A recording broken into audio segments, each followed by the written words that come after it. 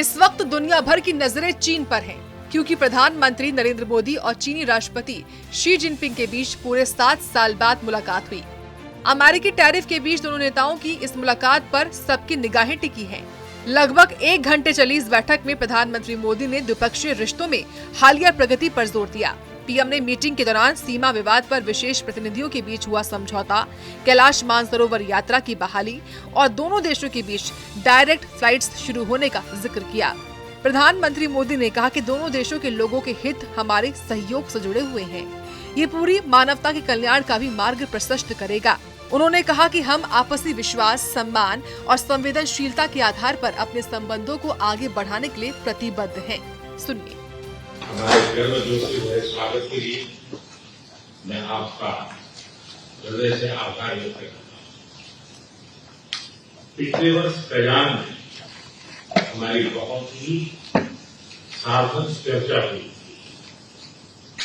हमारे संबंधों को एक सकारात्मक दिशा मिली।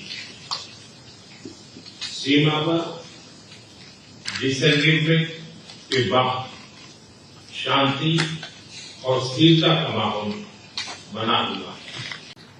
हमारे स्पेशल रिप्रेजेंटेटिव्स के बीच बॉर्डर मैनेजमेंट के संबंध में सहमति बनी। कैलाश मानसरोवर यात्रा फिर से शुरू की।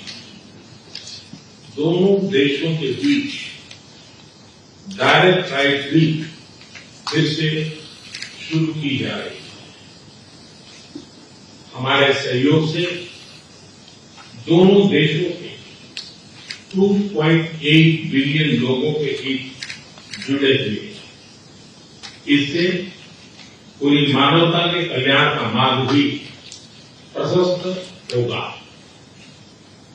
परस्पर विश्वास, सम्मान और संवेदनशीलता के आधार पर हम अपने संबंधों को आगे बढ़ाने के लिए प्रतिबद्ध है।